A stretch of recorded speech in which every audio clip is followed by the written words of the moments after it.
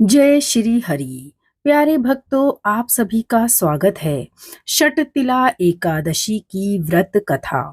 एक समय दालभ्य ऋषि ने पुलस्त्य ऋषि से पूछा कि हे महाराज, पृथ्वी लोक में मनुष्य ब्रह्म हत्यादि महान पाप करते हैं। पराये धन की चोरी तथा दूसरे की उन्नति देखकर ईर्ष्या करते हैं। साथ ही अनेक प्रकार के व्यसनों में फंसे रहते हैं, फिर भी उनको नरक प्राप्त नहीं होता। इसका क्या कारण है? वे ना जाने कौन सा दान पुण्य करते हैं जिससे उनके पाप नष्ट हो जाते हैं। यह सब कृपया पूर्वक आप कहिए। पुलस्त्य मुनि कहने लगे कि हे महाभाग, आपने मुझसे अत्यंत गंभीर प्रश्न पूछा है। इससे संसार के जीवों का अत्यंत भला होगा। इस भेद को ब्रह्मा विष्णु रुद्र तथा इंद्र आदि भी नहीं जानते, परंतु मैं आपको यह गुप्त तत्व बताऊंगा।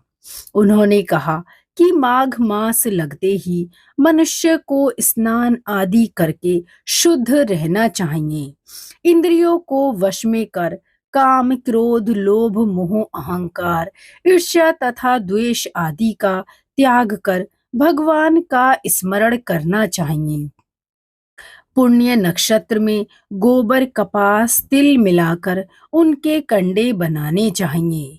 उन कंडों से 108 बार हवन करना चाहिए। इतना कहकर पुलस्त्य ऋषि कहने लगे कि अब मैं तुमसे इस एकादशी की कथा कहता हूँ।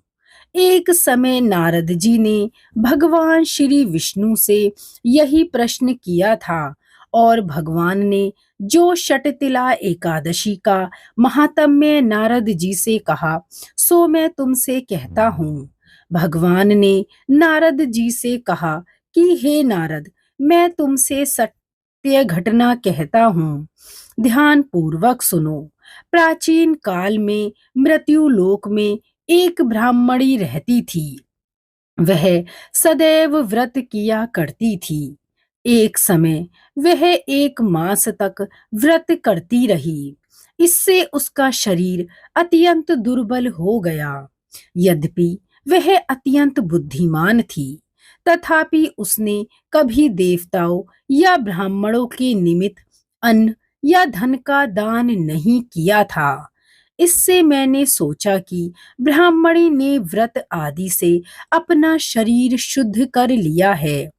अब इसे विष्णु लोक तो मिल ही जाएगा, परंतु इसने कभी अन्न का दान नहीं किया। इससे इसकी तृप्ति होना कठिन है। भगवान ने आगे कहा, ऐसा सोचकर मैं भिखारी के वेश में मृत्यु लोक में उस ब्राह्मणी के पास गया और उससे भिक्षा मांगी। वह ब्राह्मणी बोली, महाराज, किस लिए आए हो?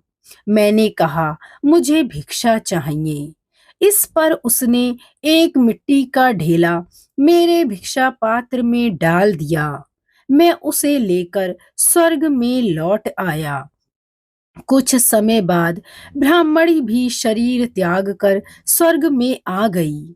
उस ब्राह्मणी को मिट्टी का दान करने से स्वर्ग में सुंदर महल मिला, परंतु उसने अपने घर को अन्न आदि सब सामग्रियों से शून्य पाया।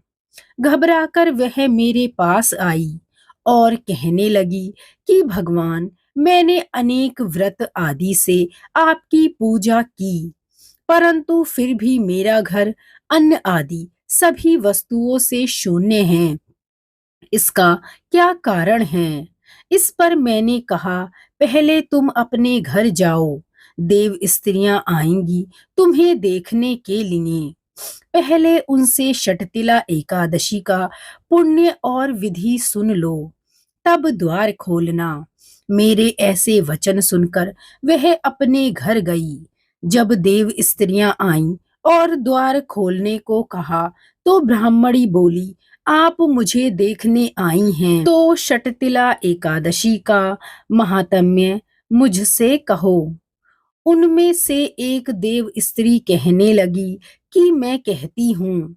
जब ब्राह्मणी ने षटतिला एकादशी का महात्म्य सुना, तब द्वार खोला। देवांगनाओं ने उसको देखा कि ना तो वह गांधर्वी है और ना असुरी है, वरन पहले जैसी मानुषी है। उस ब्राह्मणी ने उनके कथनानुसार षटतिला एकादशी का व्रत किया।